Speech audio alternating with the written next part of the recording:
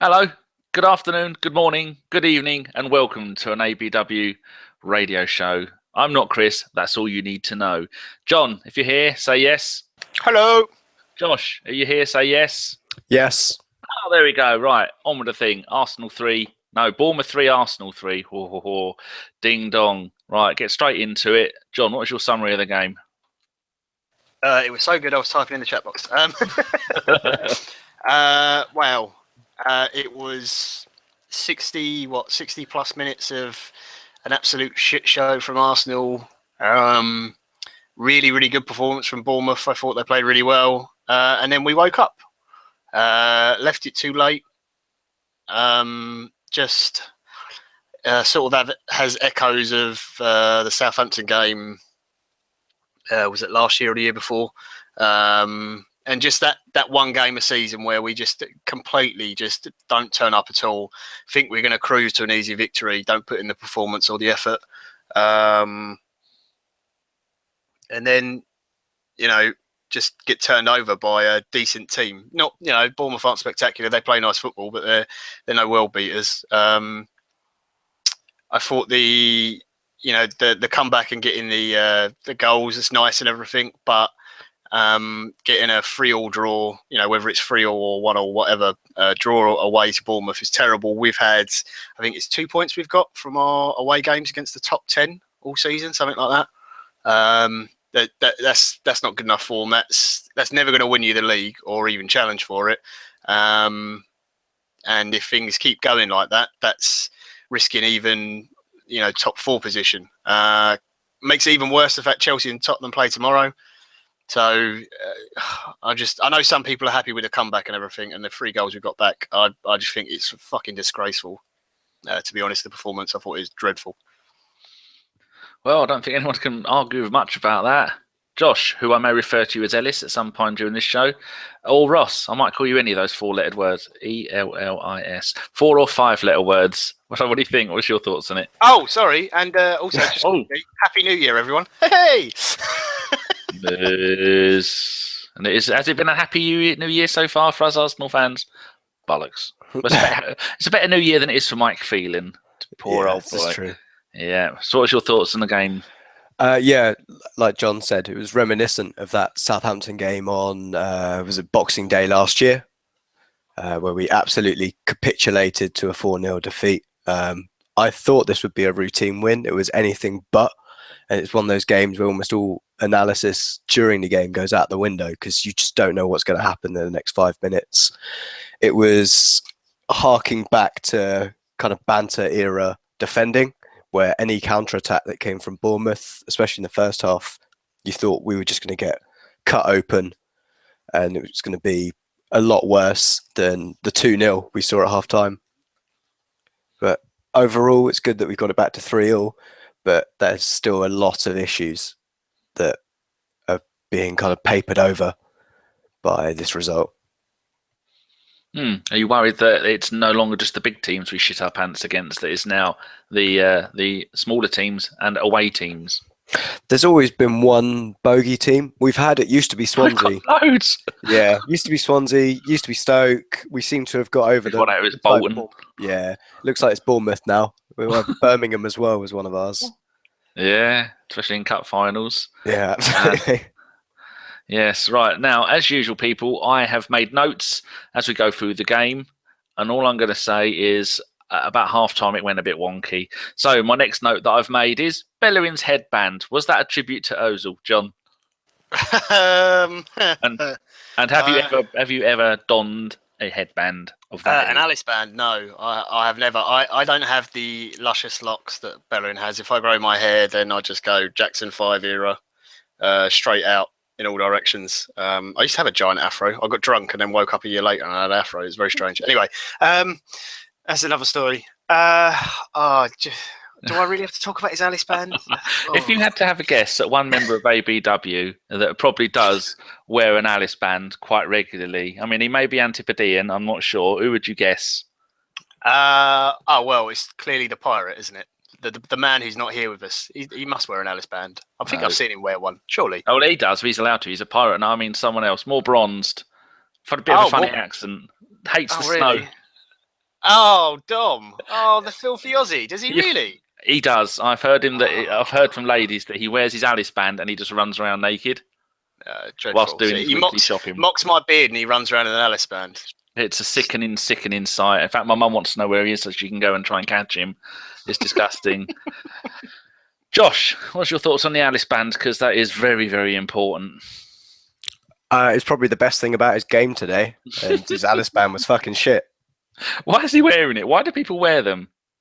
I think it's because he found himself in Thailand over the winter break, and now he's just some kind of gap year wanker, and he's definitely vegetarian, which is why he's now shit.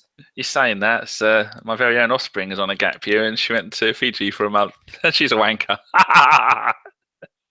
She's a gap year wanker. It cost her a fortune, though. Silly moo. Yes, what was I going to say next? Oh, how long do you think it will be before Mr. Bellerin starts wearing a choker to match his Alice band? Is that something we need to worry about? John? Well, I don't, if it improves his performance from tonight, then fine, he can wear one. It doesn't really bother me too much. It's probably against the FA rules, though. Like when you couldn't wear snoods anymore, I doubt you can wear a choker either. A snood? Yeah. Is that a creature from Doctor Who? It's like I don't know. It's not a scarf because it's a hat with an extra hole in the top. I can imagine Ozil wearing one. Yes, there you go. You used to, but you're not allowed to wear them in the Premier League. Nasri and Tevez and all that used to wear them, didn't they? Dirty fuckers. Yeah. Right, Josh, we shall move on to my next point. This is a sensible one. We started out with, because all the furore before the game kicked off was, oh my God, he's playing Ramsey wide right. If I shout people, that's because I've got 2 headphones on and I forget that I can't hear myself. Well, I can, but only after I've said it. People are going mental, going, oh my God, he's playing Ramsey on the right-hand side. That's it. Bellerin's fucked. Bellerin's going to get no support. The game starts. We've got Sanchez wide left. We've got Ramsey in the Ozil hole and Iwobi on the right-hand side. What was your thoughts on that? Yeah, so Bellerin was still fucked because he had a Iwobi in front of him. He's even more fucked. Exactly, which didn't help his performance. And I thought it was expected that Rambo would start through the middle. I think I saw 3 different formations, all that just didn't look right. Rambo is that not replacement for Ozil, but that's where he's going to sit. He's going to play behind the striker. Exactly. He's just going to sit in behind. And I wasn't surprised with the lineup at all. I thought maybe we'd see Lucas Perez or the Ox start. But yeah, they came on later afterwards. I thought Coquelin was an obvious choice to come in, to be honest, without Nenny going to the African Cup of Nations. But after his first 27 minutes he had on the pitch, perhaps it was a good thing he got injured. I did actually tweet that's a good thing because I get my dream Arsenal partnership of Ramsey and Xhaka in midfield. John, what was your thoughts on those? They're not called. What would you call them? They're not the midfield 3 or the front 3, are they? How do we refer to them? The useless 3 at the moment. I don't know. I thought that it'd be Ramsey starting on the right, honestly, and Iwobi in at 10. But that wasn't the way it lined up. And I thought at the start of the game, we looked okay. Bournemouth had a few attacks. We knew they would because they play open football and we like to play open football as well. Yeah, we're going to have more of the ball, but at some point we do turn it over. And Bournemouth are obviously going to try and hit us on the break. So I wasn't too worried. But the first goal came from just shocking, Bellerin out of position, the midfield pair of them, Xhaka and Coquelin being out of position. And it was the one time Ramsey and Iwobi had swapped positions at that point. Iwobi had gone to the middle and Ramsey had sort of come out to the right. And yeah, I mean, like Josh said, Iwobi doesn't really cover his fullback at all or help out. I do think the goal's more Bellerin's fault because he got done so easily by Charlie Daniels. But having someone in front of you to help defend every now and again is useful. So I just thought that it would have made more sense for Ramsey playing the right. I don't particularly like him playing there personally, but just in that setup, we've already seen what Iwobi can do at 10. I think he's better in that position than he is from wide. So it was a bit of a weird choice from the first go. I know our very own Steve, Lord Hillwood, was having kittens screaming into his phone, leaving us his angry messages saying that why the fuck is Sanchez playing wide left? Why the fuck are we playing Giroud up front? And we've got all these players who are playing in the wrong position and no one's putting in deep reaching balls for Giroud to do what Giroud does best. He's either going to scramble it in or he's going to put it in with a header or be dominant in the air and knock it down for someone else to put it in, which is kind of how we scored our first goal. We're not going to get to that point just yet. The next note I've made is 11th minute, check on Wilson, penalty. What's your thoughts on that, Josh? Was it a penalty? No, I thought it was a good challenge. I think the crowd wanted it. Aren't we? Well, yeah, but I thought the reactions of the Bournemouth players kind of tells you where they thought about the challenge, that they weren't really going for it, protesting as much as the crowd were. So I've put it down. I've got it in my notes as well that Callum Wilson's breaking the back line because both teams were playing a very, very high back line, which kind of compressed our midfield, which is where the problems with Coquelin kind of came from. But yeah, I think not a penalty for me. I think Czech just did well. I agree with you, John. Yeah, no pen. And I'd like to, for once, the only time I'm going to reference the referee, I think he got pretty much every single decision spot on today. I thought he was really good, Michael Oliver. Made the sending off was right. I think the penalty they gave was the correct decision. I thought going back to book someone after letting play go on for like a good 2-3 minutes. I thought he was superb today, and it's nice to not have to whinge about the ref for once or use it as an excuse. He played the advantage quite a few times as well, which was to our detriment, but it was the right thing to do. But it was the right thing to do. So he did, he did really well today, the ref. But yeah, I think he got that spot on along with pretty much every other decision. So I mean, Wilson didn't overly appeal for it, and like Josh said, it's true. You can normally tell from the players around him if they're really irate and really going for it. Then you can tell that the rest probably got something wrong. But no, got it spot on. Sure, you don't want to be an Arsenal fan like me and just go definitely not a penalty. It's easier that way. No. Well, yeah, all right, but I just thought I'd be nice about the referee for once because normally I moan about him. Fuck him. He let them score 3 offside goals. I mean, that penalty was definitely offside. All right, next thing I've got, 15th minute. Now, I rewound this. This is why I was a minute or so behind everyone else. 8 passes from a throw-in. Huge crossfield pass to Daniels, who didn't have an Arsenal player near him. If you'd have put a 20-yard radius around him, no one would have pinged on his radar. A 20-yard radius, turns Bellerin inside out and puts it under check. With Josh, you wanted to make a... I still haven't called you the wrong name. So it's working brilliantly. You wanted to make a point on Czech and the way that he's conceding goals and talk a little bit about that goal. I think Bellerin was absolutely awful, not only in his positioning, because he does actually get back to then get somewhere near Charlie Daniels and just makes an absolute hash of trying to defend it. And then Czech beating at his near post for a change. I think it's becoming such a regular thing. We need a klaxon for it because... It's not been the first time and it's not been the last time that he'll get beaten at his near post for things that he should be saving, especially a goalkeeper of that lauded quality. But yeah, I think from looking at the replays, Ramsey's saying something to Bellerin, whether or not he's telling him there's a man on his shoulder and the guy's ignoring it. I don't know. He likes his Alice band. Where did he get it? Yeah, probably. It's probably nothing to do with the game at all. He was just saying, oh, nice Alice band. Oh, by the way, there's a guy behind you. Too late. Fun. Yeah, exactly. The amount of space. Someone actually did a tweet, and I don't know. Maybe it was on their the whatever channel they were watching that because it wasn't on Sky Sports. But they had the player down on that side, and they had a red circle around him, and it was just complete. But in fact, some of our supporters in the crowd were closer to the player than any of our 11 players on the pitch were. Just I can't remember seeing anything that bad for ages, and I've seen some really bad. Can I just come in on that goal because that was unbelievable. The amount of time and space he had was ridiculous. What Judge talked about, where Ramsey has a little shout at him. I think he's covering who's the little short guy they got. We made him look Fraser. Fraser, yeah, we made him look like fucking Pele tonight. Bellerin's covering him, and then he goes past Bellerin, and he should be passing him on to Koscielny, who hasn't got a man. He's already had a look. He can see Daniels behind him. Ramsey's telling him. Ramsey can't cover Daniels because he's covering Harriata, his man in midfield. But he's also now come wider right. Iwobi's in the middle when he should be out on the right, getting back, helping Bellerin, and he's not. But ignoring all the players who are completely out of position, when Daniels gets the ball, Bellerin just show him down the outside? Why are you letting him come inside so easily?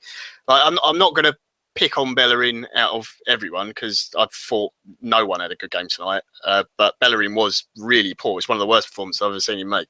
But it was so easy for him to get past him. Just always just show him down the outside. How many times have you seen Arsenal fullbacks do this? Monreal got caught a couple of times as well on the other side by Stanislas. It was pathetic. And then, Cech getting beat, a couple of times tonight. I think he could have done better. It's become a bit of an issue. I was just wondering, actually, talking about Cech, would either of you bring in Ospina for a game? All the games for the rest of the year.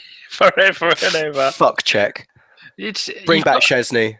Because normally when our goalkeepers are having a bad run of it, it's because our defenders are shit. But we have got our best left back, our best right back, and our two best centre backs, and he's still not managing to shut the balls down and not be as dominant as you think he would be. Now, I'm not going to go and look at it because it'll make me cry, but yes, because he did a hell of a lot of goals this season, hasn't he? And they seem to come in batches. I mean, at one point in the season, we'd gone 7 clean sheets in 8 games. Now, how has it gone from one to the other? So, yeah, maybe. But I think he's too much of a pro to be being dropped affect how he plays one way or another.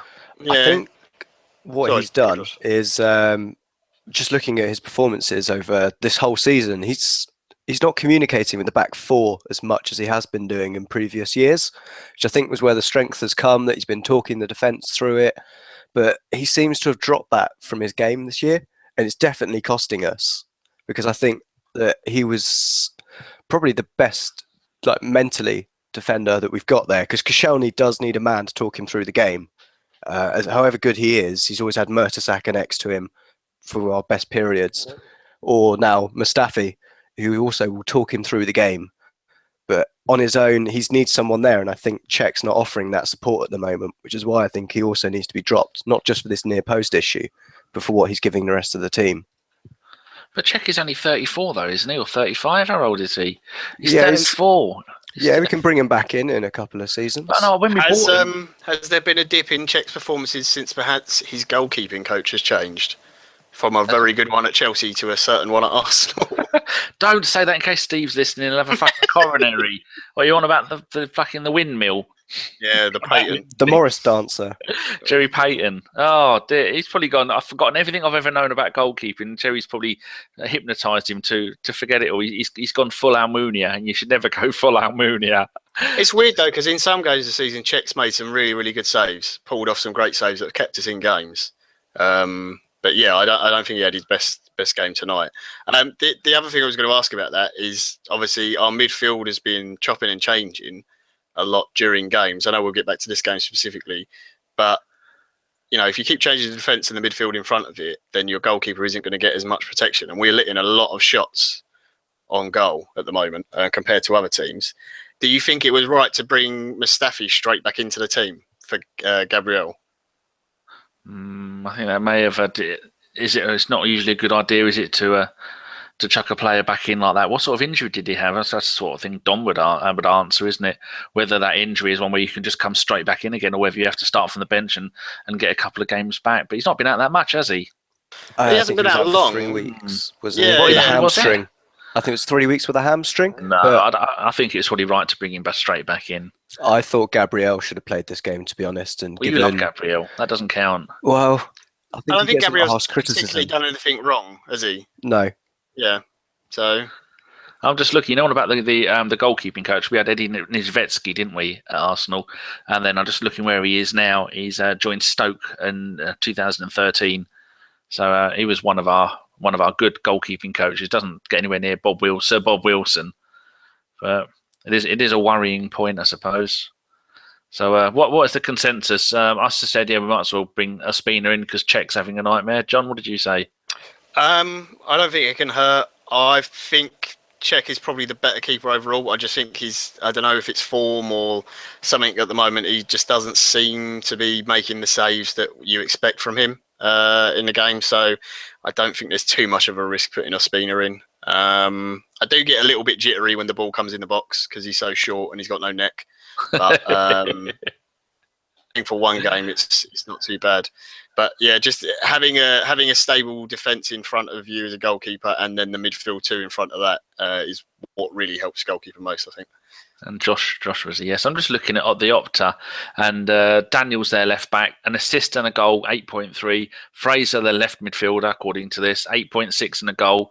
And they were up against Bellerin, 5.5 and a yellow card, and Iwobi, 5.7 and taken off.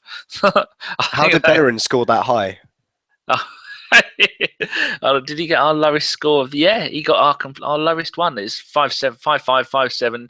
Czech got a 6.5. Mustafi and Koscielny a 6.4. Any idea why Koscielny come off? And Monreal got a 6.4 as well. There again, when you can see 3 goals in that length of time. Koscielny is a groin strain, I think. Is it that permanent niggle that he's had for 2 years? No, it's not the what's it called? Achilles tendonitis. That's it. Yeah, yeah. It apparently wasn't that. I think it's groin strain.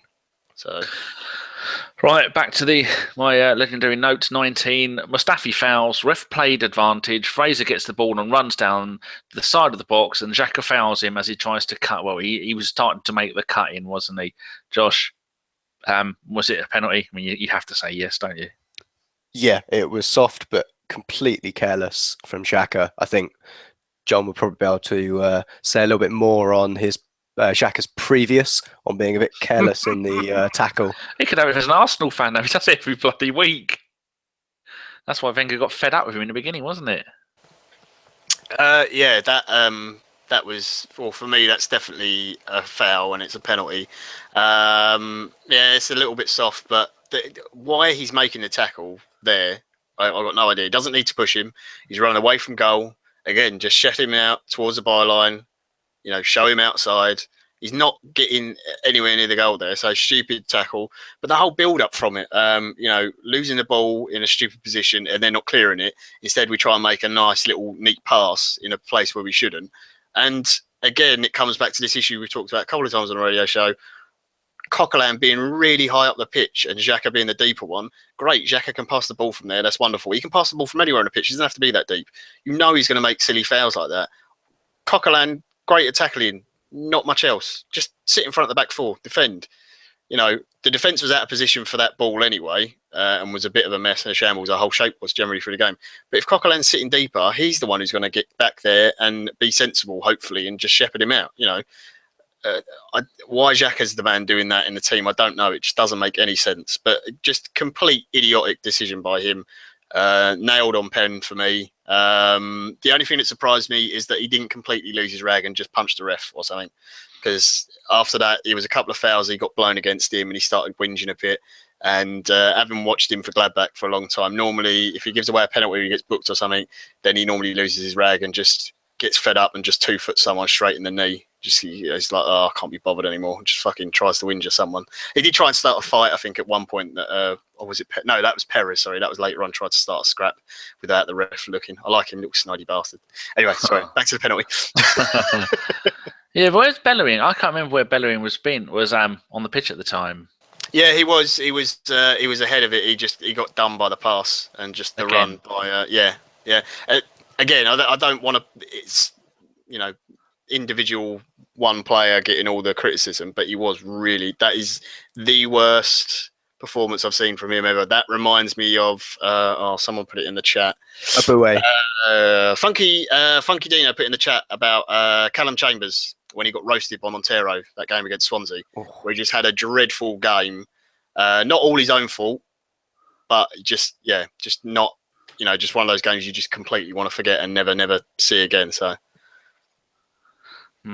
Yes, it was. I remember I watched it, rewound it, and watched it a few times. I thought it does almost look like the line is there, and he's running at it like that. So if he'd have just gone and let him go, then there's no way at that speed he would have been able to control it, and he probably would have lost it, and then they wouldn't have had the penalty, and then we'd have beaten them 5-1. Did you want to add anything to that, to Josh, before we move on? No, I'm sure we're going to mention a little bit later how poor Bellerin was through the rest of the game. Bellerin for me gets a pass because he's that bloody good. Right, 20th minute, Sanchez. Did you not want to talk about Czech's amazing penalty record, Josh? Oh yeah, that's pretty awful. I think he's faced 8 penalties as Arsenal goalkeeper and managed to save 0 of them. I think we have had one that's missed against us, but I think it was Jonathan Waters hit the post. doesn't really count. We always moan we want consistency. There you go. Yeah. We have it at last. So 20th minute, Sanchez and Ramsey arguing. Any of you two have any idea what the problem was or what they're arguing about? And was Sanchez threatening to have Ramsey murdered? I'm guessing Sanchez was moaning, saying, "Why aren't the rest of you good at football like me?" Ramsey was moaning, saying, "Why is no one getting on the end of my amazing flicks?" And then hopefully Sanchez looked at himself at half-time in the mirror and went, "Oh, actually, I've been really shit as well and done nothing throughout the entire fucking game." So that's maybe why they were a bit nicer to each other in the second half. Josh, do you think he summed it up perfectly? Yeah, it was that or Rambo's committed adultery on Atom and Humber, thinking they were a sheep. Oh, you know, Jason, I love you. Mr. Davis is in the chat box ruling with Welsh justice and an iron fist. He can easily find out where you live and murder you. I'm going into hiding. I think you need to retract that and say sorry to all the Welsh people listening, including Gimli, who is Welsh. Right, next point. Number 25? No, 25th minute. Cock holding back at the back of his thigh. Sorry? The Oxon. What? Say that again. I've put cock hold. See, when I put that, I can't spell Cochran. Like I can't spell Koscielny either. So I just put cock and cos. So I put cock holding the back of his thigh. The ox on, ox wide, Ramsey deeper. Finally, I get to see Xhaka and Ramsey. Has anybody heard anything about Cock's injury? The cock injury. I'm not going to be drawn into your silly, childish ways of saying cock and giggling. I haven't heard anything, but if anyone in the chat has heard anything about Coquelin's injury, please feel free to post it in there, and then we will give you a little nod. And was it right that the Ox came on and played wide? Because personally, who did he take off? I mean, what else could he have done? Josh, what else could he have done in that situation rather than me try and think about it? I'll just get you to do it. It's easier. What's that? Rather than taking the cock off? No. Once you're replacing the cock with the Ox, that was the right thing to do, wasn't it? That's what I thought needed to happen. Anyway, because the cock was having an awful game. He couldn't string a pass together. It was just bouncing off it and causing most of our problems because the midfield was just completely cramped and bottled up by both teams playing high lines, just compressing that midfield. We needed someone a little bit neater in there with their feet, and Coquelin's basically like playing with a brick wall in there. True. There you go. So I didn't notice, but when Ramsey dropped back into the Coquelin position, was Ramsey doing what Coquelin does and running forward the whole time? Because I swore quite often Ramsey was deeper playing than Xhaka was. Did I imagine that? He was trying to get on the ball to affect the game more, but you saw as soon as that formation changed and he went back to centre mid, I think he won the ball back, played it out to Monreal, gave it to Sanchez, and immediately made a 40, 50-yard run for Sanchez to swing the ball in, which he just missed getting on the end of.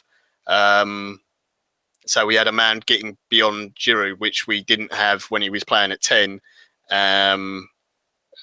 before we had that substitution. So I do think that's his better position. I just think at that point, we're 2-0 down. We started to play a little bit better towards the end of the first half, but we still weren't great. We just weren't keeping the ball and ticking it over, and Bournemouth were quite happy to sit in at spells and then pass it round us. And they just outplayed us for the majority of that first half, to be honest. Ain't that the truth? So where am I now? 28th minute. I had a kitten at this point. Sanchez to Ramsey. Ramsey turns on the spot, shoots wide. Unlucky. That shows what Ramsey can do. What's your thoughts on that, Josh? Yeah, he was definitely, once he was moved into that central position, he was definitely doing a lot better. I think Ramsey works a lot better with a striker who's a bit more mobile than Giroud, someone that moves out of the way, especially for Wales. He's always played behind someone a bit like Robson Kanu or maybe Bale, who's going to move away from that position and give him the space to then get into the box. And it was absolutely superb from him. And was the start of not necessarily the comeback, but showed signs that we were still in the game. You don't call it a comeback because I've never been gone. As OL Cool J once said, John, what's your thoughts on Ramsey? That little incident, I thought it was one. That just shows what he can do. Yeah, no, that's what you want to see from Ramsey, and you want to see him back to that form, that season where he got all the goals. And, if he hadn't played the way he did that season, I don't think we would have finished. We probably wouldn't have got in the top four. Did we finish third that year? It might be third or second. I can't remember now. But yeah, he's been he's had so many injuries that he just hasn't been able to put together a run of games, because he still looked like he was out of breath sort of late on in the game and sort of running out of steam a bit, which is very rare for him because he's got the engine and can keep going all game long. So that's where I want to see him played more often. I think the best we've ever seen of him was when he played there and he played next to Arteta and Ozil was just in front of him. The system is slightly different. So I hope we get to see that. I mean, I guess we're going to have to now. If Coquelin has got any sort of long-term injury, that will be the midfield too. But yeah, for a team that had, I don't know, what was it? I think Jason was saying like 12 different midfield pairings we've had for the season. We're down to what, 2 players now? Maybe 3 if Ox plays in there. With El Neni gone and Santi out, Coquelin injured for I don't know how long at the moment. So yeah, he's going to have to. And hopefully, I know there's lots of people in the chat that don't like Ramsey. I still don't know why, but everyone's got their favourites. Well, Jace is there. Yeah, they are saying that whilst Jace is there, so watch your backs. I don't know why, but yeah, that's going to be the midfield pairing, I guess, from here on for a while at least. Good. That's what I want to see, because then we'll be able to see what happens when you have one bloke who can dominate the midfield and another bloke who can get forward, pass, and do a little bit like the wonderful Santi did. I saw a tweet earlier from, I can't remember who it was by. It said, Arsenal have now failed to win 50% of their 12 Premier League games since Cazorla was injured. They won 6 in a row before that. There you go. That's worrying. Here's. I know we've got a new rule for this show, listeners, that I'm allowed to interrupt Danny if there's a question pops up in the chat. Yes, you are. Nikki Wilson has just asked, why has El Neni gone yesterday, but Zaha is going tomorrow and play for Palace today? Could we have not kept El Neni for this game? I'm not saying he would have made a huge difference, but it's another option on the bench or starting. I think I can answer this one because I'm currently trying to put together a preview for the Cup of Nations, and I've got a feeling that Egypt play before the Ivory Coast, so that's why he's got an extra game out of it. Same as Mane, Senegal kick off later, I think, as well. I think Egypt are in the first group, so play on the opening night. Hence him going earlier. I could be wrong, but I'm pretty sure that's the reason why. It's either that or Wenger is too tight and he's sent him via Ryanair. Always told him to walk. It's going to be something along those lines, isn't it? See if I can find out. No, I'm not going to do that. You can go and look it up, people. But yeah, that sounds like. Plus, they might have a more a friendly or something like that. Or it might be something simple for the World Cup. I know England and Wales, they joined up for the national team. Wherever they meet up, they meet up at different times as well. So it could be anything. But I'm going with what Josh says. Here we go. 40th minute. There's a big gap there of 22 minutes of nonsense. Finally, a run down the right wing and a good cross by the Ox, which I thought was a thing of beauty. And that's, for me, is what the Ox does best. Run at the speed of light, put a cross in, and he's never scared to do that. John, what was your thoughts on the Ox's? Maybe the Ox's that cross and his. I've forgotten the bloody word. Performance in the first half. There you go. That'll do. Well done. I thought that was the one thing he probably did. He was very quiet when he came on.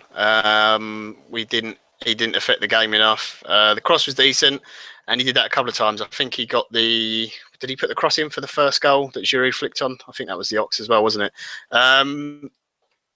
Yeah, again, it was the same thing of, it was a bit like the Palace game where you're playing Giroud up front and you've got some pace on the wings in Alexis or Iwobi, then the Ox, obviously, when he came on, and you're not crossing the ball to him, which, it just doesn't make sense. Why not, do it earlier? I'm not saying just ping the ball long from minute 0, but, use the width and the pace that we've got in the team and use the striker's best ability, which is in the air. He's really strong. He can bring it down with his chest in the box with defenders around him. We've seen him do that. We can see him score great headers. So it was a bit strange we didn't do it earlier and more often in the game as well.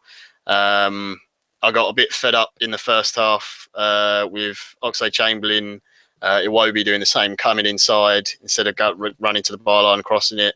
Alexis, I know, will do that in games, always comes in on the right. And I thought he was guilty of giving the ball away too much as well from those wide positions.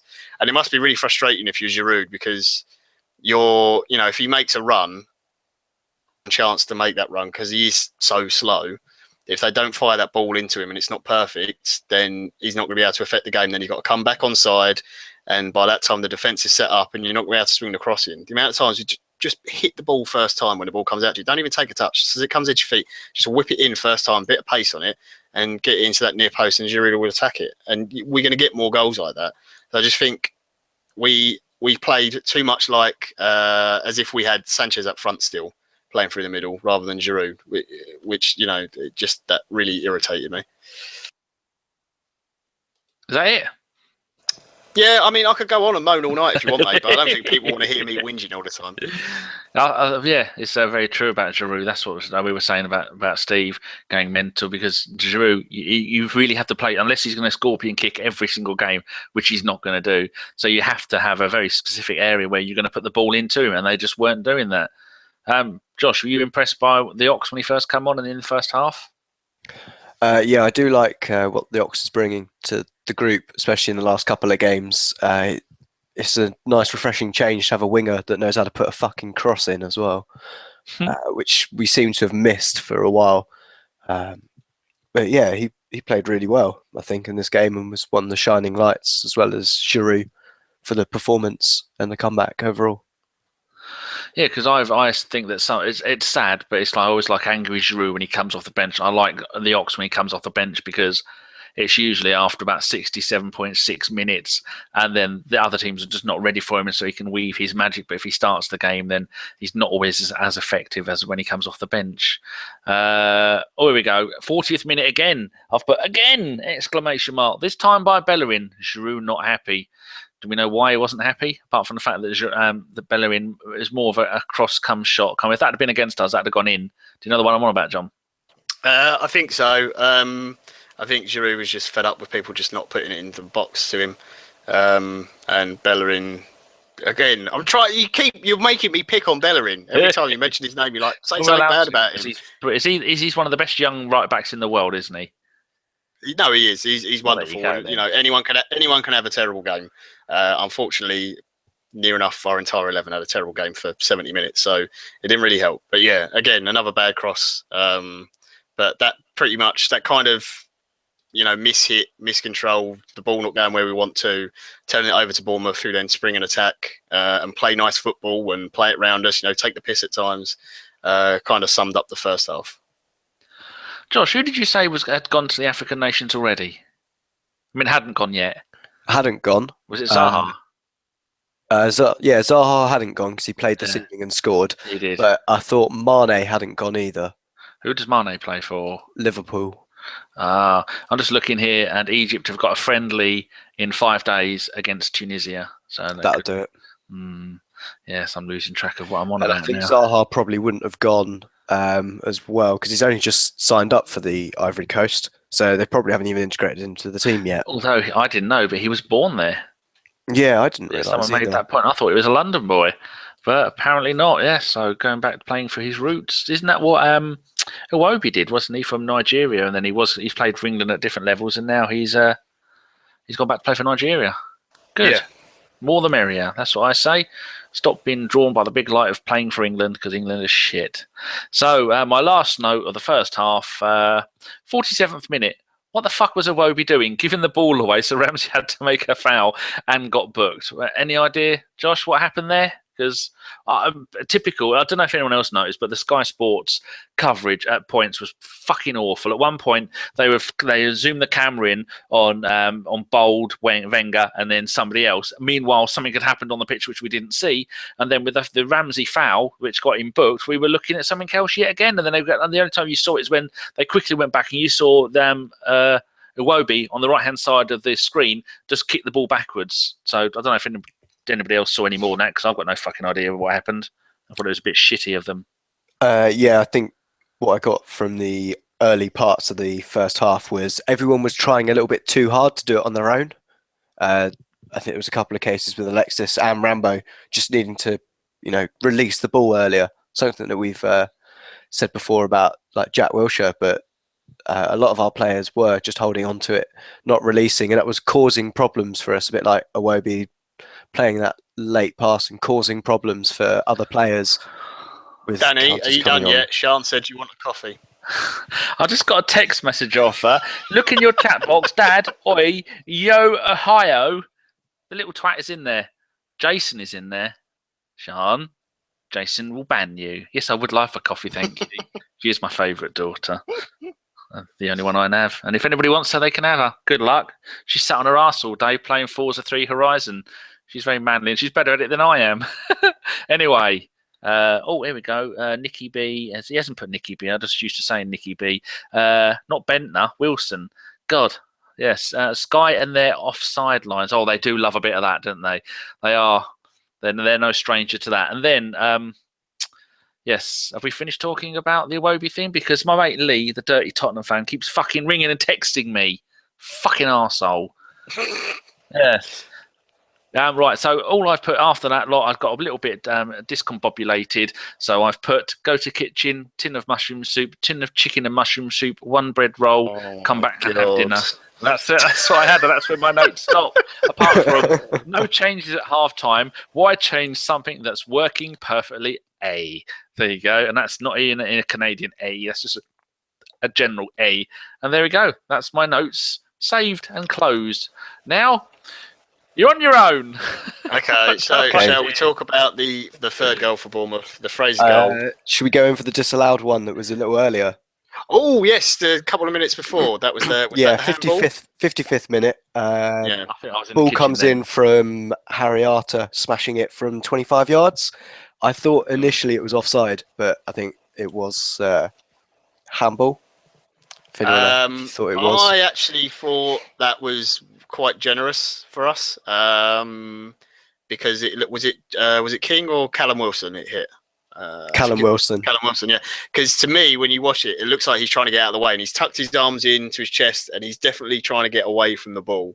And I'm not sure where else he was going to put his arms. So I actually thought that was a little bit generous, to be honest. And it was, I don't know if it was going wide. A lot of people are saying it was going wide, so maybe that's why it was given. I don't know. It looked like it was going in, but I only saw it once. So, yeah, a little bit lucky with that. But, you know. The third goal, was that the one where he barged Bellerin out of the way? That was the one where Bellerin was a tart and fell over, yeah. Yeah, that I just come in from the kitchen and I saw that and I had to rewind it whilst balancing the soup and not trying to drop the only bread roll, which was fingered mercilessly by Tammy yesterday. Is this your bread roll? One of the way of bread roll, but that's a whole new story. But she kept touching it, and I've got to eat that, you dirty trollop. So yeah, I saw that goal, and I really did think that if that some of those times those things are given, and if that had been against us, that would definitely been a given a foul against their attacker. Because isn't the benefit of the doubt meant to go with the defender? Or has that all changed nowadays in modern football? That changes when the defender's a massive pansy. I know some people. I'll briefly give you my view on it. Yeah, I don't see why people think it's Bellerin again. Yeah, I'm going to pick on Bellerin again. Do you need a timeout?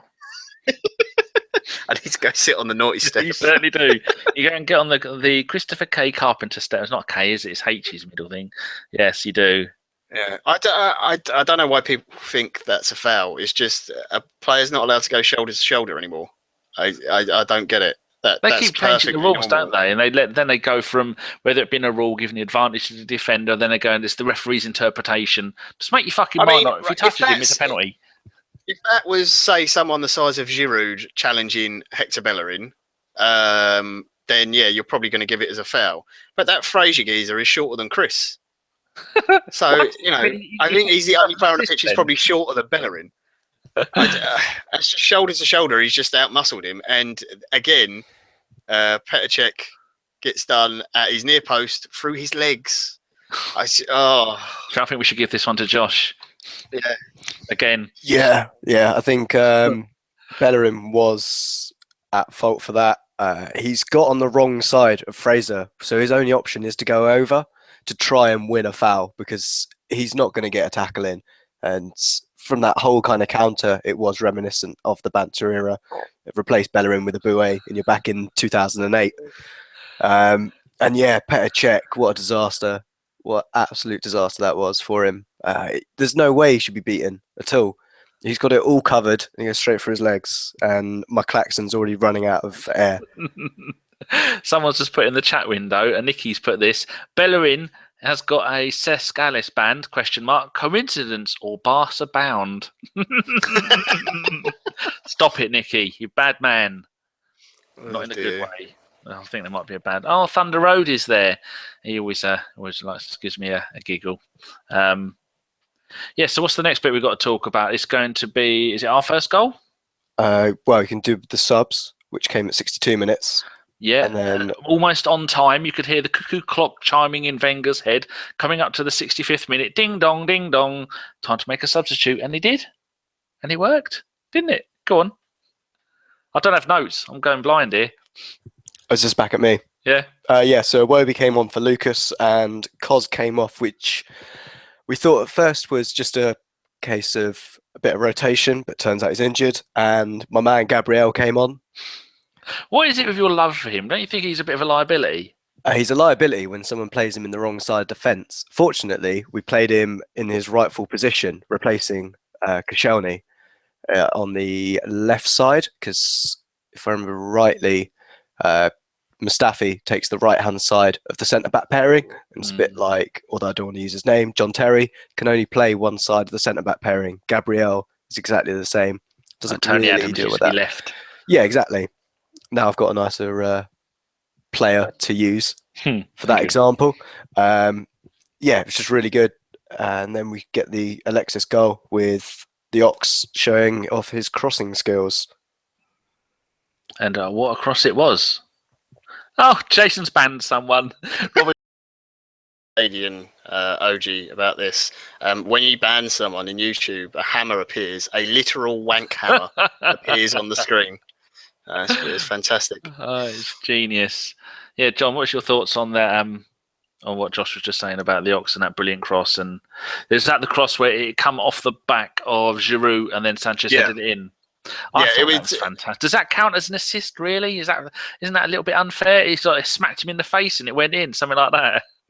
No, I think Giroud gets the assist for that. That's just clever play, flicking it onto the back post. He's not going to be able to score from there. He's stooping down too low. And all Oxlade-Chamberlain, he's just done the right thing. Instead of looking up, he's just whipping the ball into an area where the striker should be.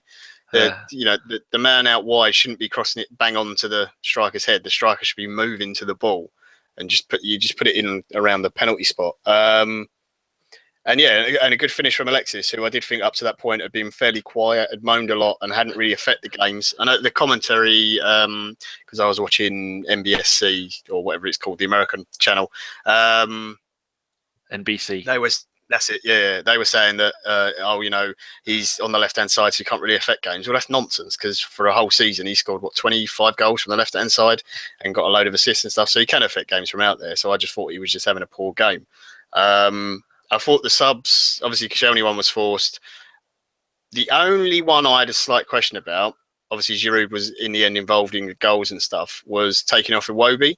I know he gets tired towards games, but I just thought having Giroud on, we do tend to play a bit slower.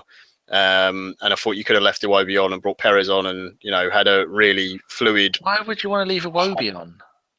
Just because he moves about and he moves the defence about. And I think if you've got that much movement up front, it's a lot harder for a defence that's sitting deep.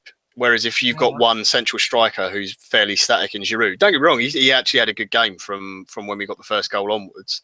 But I just thought it was a little bit harsh on Iwobi because I thought he'd played okay. And sometimes having that static striker makes it easier for teams to defend against. Yeah, I suppose you've got a point there. Yeah, if you are running around like a lunatic, doesn't matter if you're doing anything or not, at least you're distracting the other players. Must be there blowing raspberries at their goalkeeper. That'd be just as effective at times. Nicky has put, oh, Jesus, he's going to depress us all. The Ox has been at Arsenal as long as Perez was. Theo has been at Arsenal 3 years more than Henry was. And Ramsey has been here as long as Vieira was. Right, anyone got anything sharp? I want to do myself an injury. Oh, he's also said Fabianski only conceded 1 goal tonight. Oh, fucking hell. And actually, yeah, Josh was having a go at Czech about 3 weeks ago, was it? The last time I hosted, and I asked you, were you doing it tongue-in-cheek? And you said no. Yeah, Man City, wasn't it? I think it may well have been. Yeah, it was. Where he chucked a couple in at the near post, wasn't it? He chucked him in. Oh, dear. Yeah, Jason has put anybody named after that cunt is instantly banned. So no one change your name to Robin van Persie, or you will be cabanded. Right, going on to the next goal, which was only 5 minutes later, which was really nice. Fantastic for me. Lucas Perez doesn't get enough praise and doesn't get enough games for me. That bloke has got to be thinking, what do I have to do to get a regular starting spot, or at least more often than what he already does? Because for me, I know you were saying about Iwobi that he runs around like a headless chicken, distracting people, playing raspberries, but I'd rather see someone there who can score goals, who knows what he's doing. And I think poor old Iwobi has had a good run. Give him a rest now, and let the boys come, the men come in and take over from the boys. So, John, do you want to talk us through the Perez goal? It's not because I can't remember, honestly. I can't actually remember who made the pass now for Perez. Giroud. Was it? It was Giroud, wasn't it? Yeah. Oh yes, yeah. I remember now. The little sort of 1-2 and the flick, and just the flick past the defender.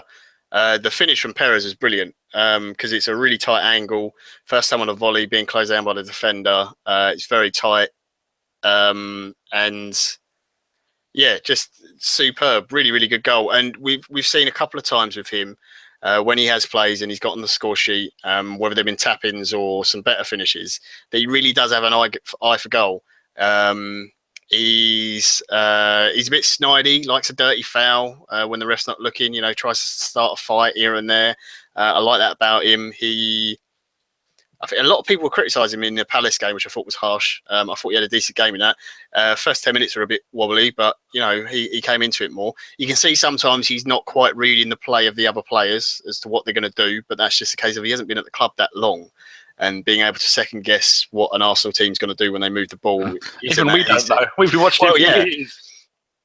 So, you know, it's hard to get that sort of telepathy between the front players. But that finish was fantastic. That's I don't want to rave about it too much because, you know, it's a volley and he's put it in the right spot. But that's the sort of thing when we had Eduardo. You'd always feel when the ball dropped to Eduardo in the box, if he had half a yard, you'd always think, yeah, that's a goal. If you listen carefully, you can hear Chris shed a tear when you said the word Eduardo. Yeah, I know. I love Eduardo.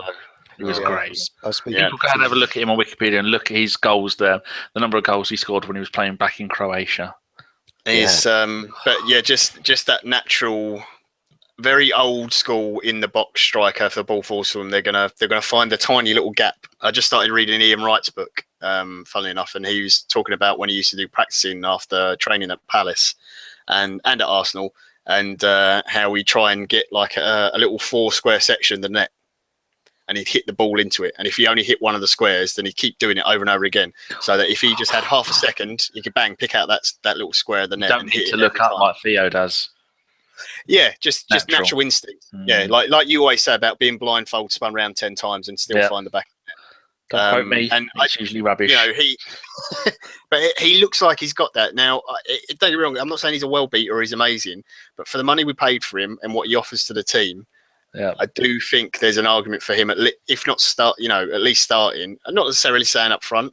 I think we see when he plays wide, he's very left-footed, so I think it makes more sense to start him on the left in a game. You can bring him right, second half maybe, change things up a bit for him cutting him. But when he whips the ball in, it's always done first time. You know, if there's space, he'll do it hard and low on the floor, so it's difficult for the defender. You know, he's got the awareness of when to lift it and when not. It's very, very quick balls and it's instant, and it's something we haven't had in the team for a while. Giroud seems to enjoy playing with him. I think Alexis does as well. Once they get a bit more of an understanding, then you've got a really great player there. I just hope he doesn't get treated in the same way that like Joel Campbell did. I think he's got a bit more about him than Campbell has. But you saw Campbell kind of got bombed out of the team and Wenger wasn't really keen on him regardless of what he did. So I hope that's not the case, and it is just, you know, his typical thing that especially with forwards, he does bring them in very, very slowly over time. So hopefully second half of the season we'll see a lot more of him, because whenever he's played, I've really enjoyed watching him. All right, before we come to you to talk us through the third goal, Josh, so you can get yourself ready. American Gunner has tweeted me. He says he's with me. What does Lucas have to do to get a start? He plays and is like Alexis, injects creativity to the game, which I agree. And then A.B. Changanzi, you knew I was going to fuck that up. Basically changed his name on purpose to annoy me. He says, has Lucas earned a start now? I personally think he should have started quite a while ago, but it's guaranteed that if he does get his start, then he's going to get a few games And then once he starts having a few bad games, then people are going to be on his back. That's the way of the Arsenal fans, isn't it? So, Josh, 92nd minute, Giroud goal, assisted by Xhaka. Tell the people what they want to hear. Did you not want to mention the red card before that? Or What time was that at? 82. I didn't make notes, did I? 82nd. 81st minute. Oh, yeah, go on. Francis red card for a tackle on Rambo. Oh. It's a dirty little scissor action in there from about a yard away. I think Michael Oliver was absolutely superb today. You've got to give a referee credit when he's not Mike Deaning it up. That has to be a phrase. Yeah, absolutely. And yeah, he was really good. And I think it was a straight red. I think there's no grey area around that. He had to go. And then we were treated to, just before that, a Xhaka corner, which his corners were awful today. That first needs one to be highlighted. Of the game, that come down with snow on it. Yeah, there were some awful corners that he was putting in. I don't know why someone just didn't say, mate, come on, switch over. It's a bit like England and Harry Kane taking them. We have no luck with corners, though, do we? I think the last person we had at decent corners was probably Steve Williams back in about 1987. How hard is it to get the ball, curl it in roughly over the centre spot, and then everyone dive it? That's all you have to do. I thought Xhaka in the Palace game, his corners were really good. You would say that, you're biased. No, they were whipped in really good pace, but in this game they were dreadful. They were really, really bad.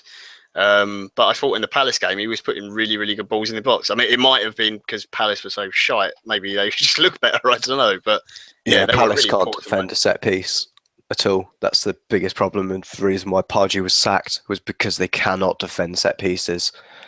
So yeah, the Giroud goal, absolutely superb header with a kind of cross. I don't know if it's a cross, if it's not from outside the from the wings, but going in from Xhaka, meeting Giroud, and yeah, a lot of credit because that is an absolutely superb header to put that into the bottom corner, just out of the reach of the goalkeeper.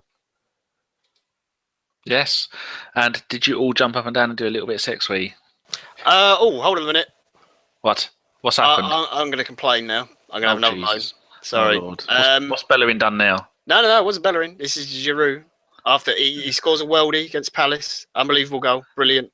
He plays pretty shit in this game, but in the end, he ends up getting 2 assists and a goal. Marvellous. Well, what does he do after we score? I mean, it's 3-3. He runs to the camera and the fans and does some stupid celebration, showing off his scissor kick thing. Oh, instead of getting the fucking ball out the back of the net and putting it on the halfway line and trying to get the 4th goal to win. You doing celebrating a draw? Are you Spurs? Oh, we want that on a T-shirt. You celebrating the Spurs? What are you? A draw? What are you? A Spurs fan? That's on a T-shirt. That has to be. That really fucked me off. Why? I didn't want to see it.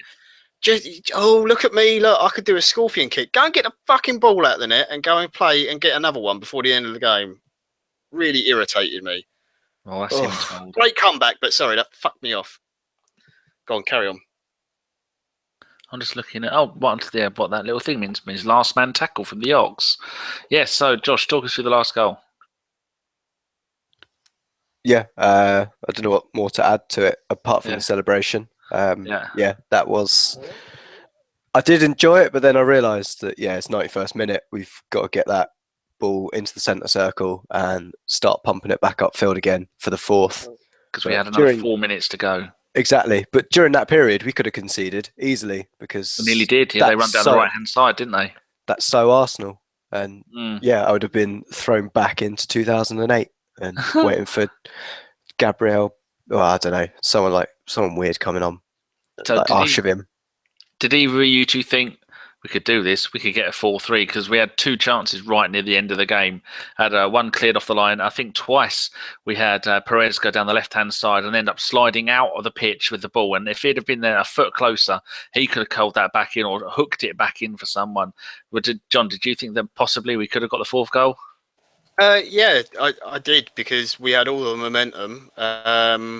But yeah, just the way the team celebrated that 3rd goal. But it wasn't just him, it was quite a few of the players. They were all like jumping about. And I'm thinking, you go and get another goal. You've got Bournemouth, they're right under the cosh here.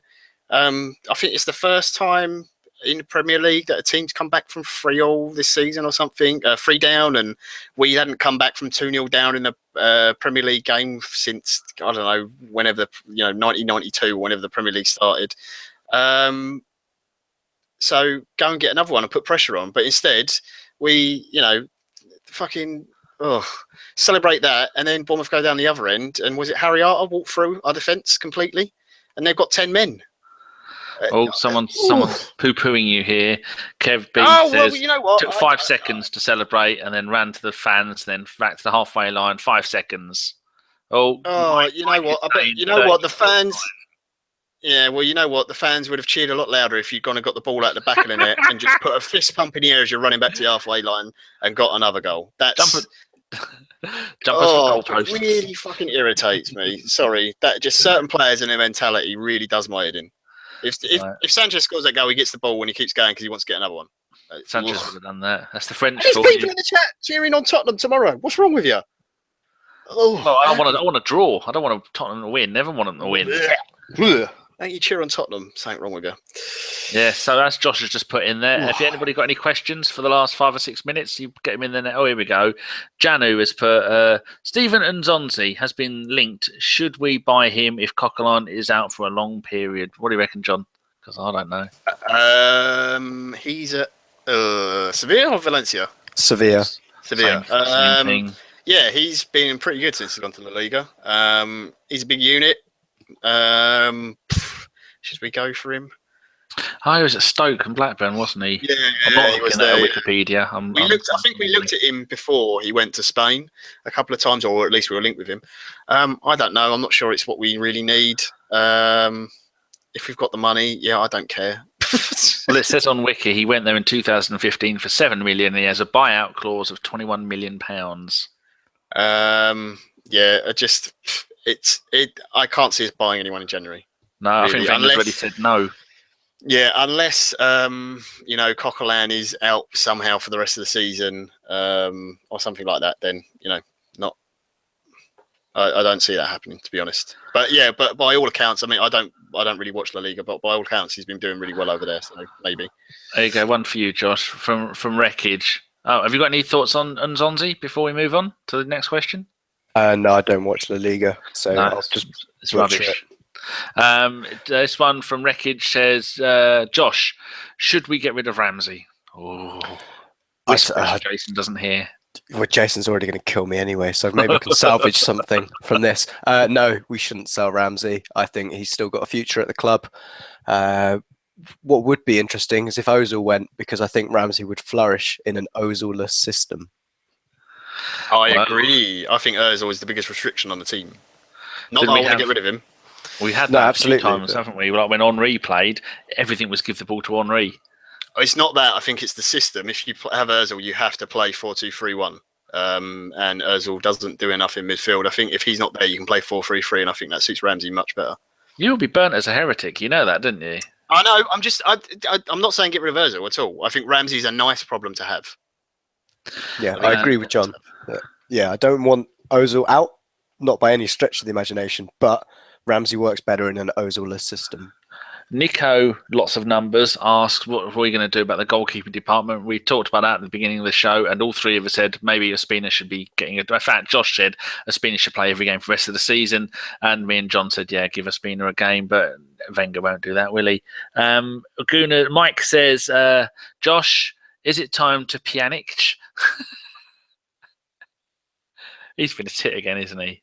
Yeah, that was a really interesting story that I saw come up as well, especially as Juve have just bought a new midfielder, but I don't think they're going to get rid of Pjanic. I think Hernandez is more likely to leave there. Don't know if John would agree. Knowledge. Yeah, sadly, Inter are now scraping the barrel. Might have to sign Hernandez back, but I don't see why Pjanic would leave Juve for a start, and I don't see why they'd sell him. They spent a lot of money on him, and he's starting to show what he can do there. And they're changing the system to accommodate him, Dybala and Higuain all into one team now. So I don't believe that story for a minute. I'm sure we looked at Pjanic when he was up for sale, but No, I don't think so. I'd happily buy him. He'd be a wonderful replacement for Santi in the long run.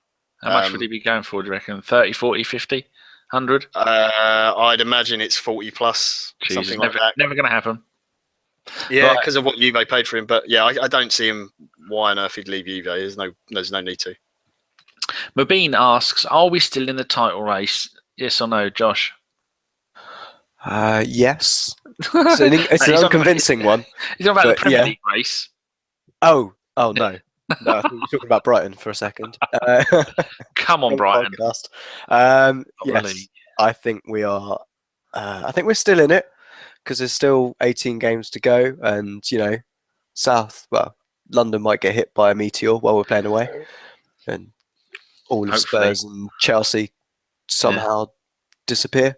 I think all those poor Man United fans will end up croaking it. That'd be terrible. Oh yeah, that'd be awful. What do you reckon, John? We're not out of it technically because it's all there to be played for. But if Chelsea win tomorrow, it's how many points will there be? 11 points clear. Is that all? That's a big ask. Yeah, right. Chelsea are going to lose a game at some point. I think if they win tomorrow, don't they set a new record as well? Yep. For consecutive wins in the league. They've just equaled ours, but then our record of 15 wins, I think, was over 2 seasons. It was one win in 1 season, and then the rest was so I think if Chelsea win tomorrow and it's against a team that are okay at football, there you go. That's about as much praise as I can give them. Then they look pretty much favourites, to be honest. Liverpool, the only other team looking like catching them, I guess, because they haven't got European football as well. But yeah, I mean, whilst the points are there to play for, I guess we're still in it technically. But I didn't think we could win the league this year, just because of every other team being better. Yeah, you're a bit romantic at times, aren't you, Danny? Yes, dear. A bit silly. But that's why you've got so many lovely candles. No, it's still there to play for, but yeah, it's going to need a serious turnaround from us and a serious dip from not just Chelsea, but Liverpool as well. We've got Man City above us. You've got Tottenham breathing down our necks. You've got Man United are only 2 points behind us now. So yeah, it's going to be very difficult. I say no. There you go. That was easy. Johnny Moon. Question. League now gone and 100 million spent. What do we do with Wenger? 2 more years? ? Josh? Depends on the rumours with Allegri, but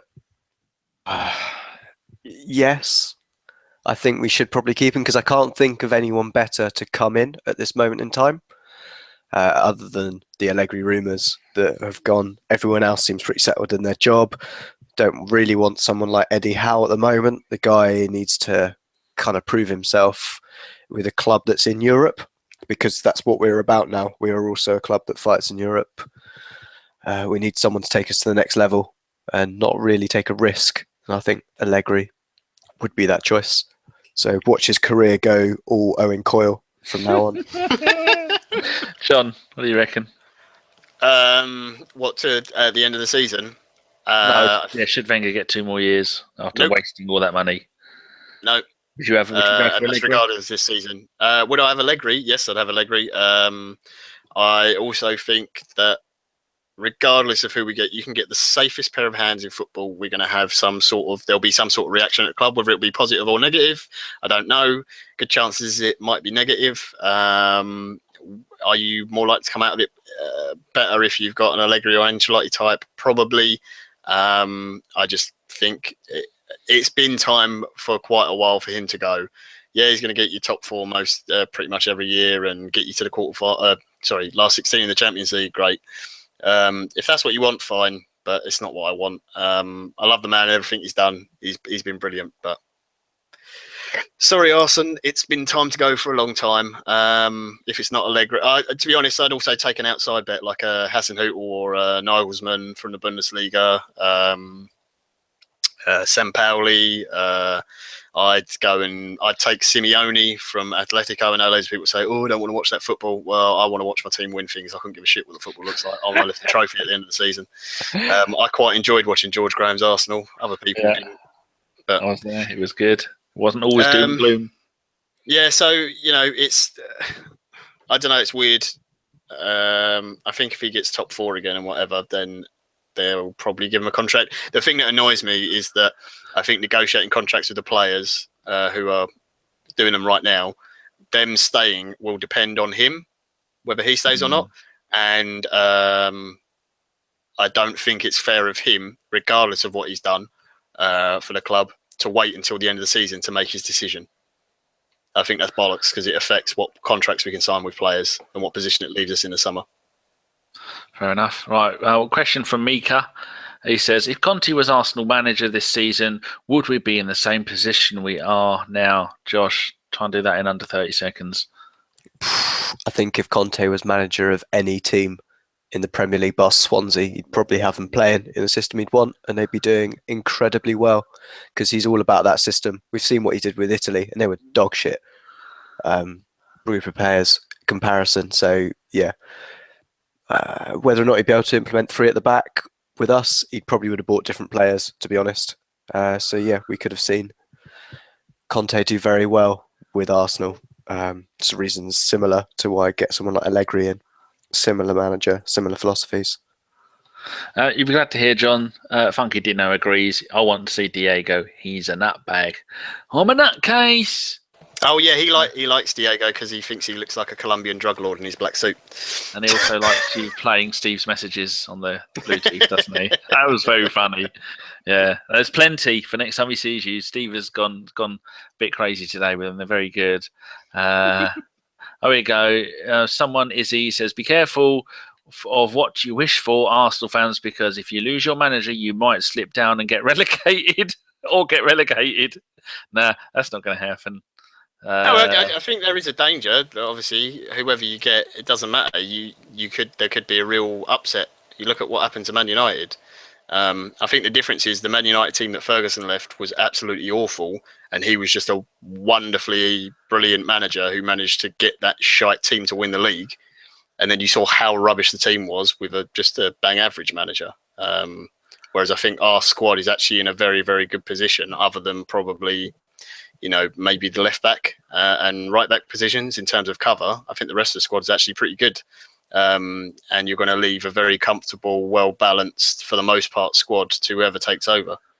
Oh. So I don't think we're in the same sort of dangers as United in that sense. John is on one again. I'll go on, Josh. I'd follow on to that the way the squad is currently built, that any manager that comes in can implement almost any system he wants, because we've got the personnel there to ship out to then bring in 2 players. We're basically 2 players away from any system a world-class manager wants to play. We could bring in Pep, we could bring in Conte for argument's sake, and we could just be 2 players away from exactly the system they want to play. Yeah, I suppose. Janu's on one again. He reckons cricket is better than football and he wants to see Pochettino as manager. Oh, the poor boy. And we'll end this on a really good question from Green Nip 84. Going forward, in brackets, future seasons, do you think the Premier League has become so strong that it is an advantage to finish outside of the top 4 so that you can have a run at the league the next season? I think that's a bloody good question. I think he's got a good point. You look in Liverpool a couple of years ago, Chelsea now. John, do this in under an hour if you can. It's a big advantage. Chelsea and Liverpool obviously reaping the benefits of it, just playing 1 game a week. The restriction it places on your team on who you can buy, unless you've got a lot of money, is the one issue. So I think it's dependent on what team you are. Chelsea and Liverpool can afford to pay high enough wages to get players in who would be Champions League quality, at least, so they can really push for the title. I don't think the league's particularly that hard. I just think there's 5-6 teams that are very good and the rest of the league's pretty meh, to be honest. If you perform to your highest level, you're going to beat everyone else in the league, or at least you should do. Jason has put, if you're not in Europe, it has an effect on the wage cap. Yeah, we talked about that a couple of podcasts ago. Less revenue is a big thing from what money you get from, especially Champions League. Europa League doesn't really affect your revenue that much because you get bugger all for being in that. Do you want to mention anything about that, Josh, before we go? If I remember rightly, only 1 team has ever won the league when they've not been playing in Europe, and that was last season. So make of that what you will. Oh, there you go. Right. Well, thank you very much, everybody. We've had quite a lot of people. I think we had over 208 people looking at the moment. It seems you prefer it when Chris isn't here. No, you're stuck with him. He's I don't know what's up with him. He's probably got his pirate cold because he lives on a boat in the ocean. It's quite cold this time of year. He's got the snivelling, dribbly flu cold, and if he makes it through the night, it will be a miracle. So, John, thank you very much for joining us tonight. Thank you, Danny. Thank you for hosting. Oh, if I was going to suggest you do it, but you'd have said no. No, I'm too miserable. It has been an hour and a half moaning about Bellerin. Josh, thank you very much for joining us. That's all right. Hopefully my Czech rants weren't as bad as John's Bellerin rants. Well, it's his own bloody fault, isn't it? If he'd pull his finger out of his arse, he wouldn't be moaned at by you. And finally, if you've enjoyed the show, I have been Danny. And if you haven't enjoyed the show, I've been Jason Davis. Yaki da. See you all later.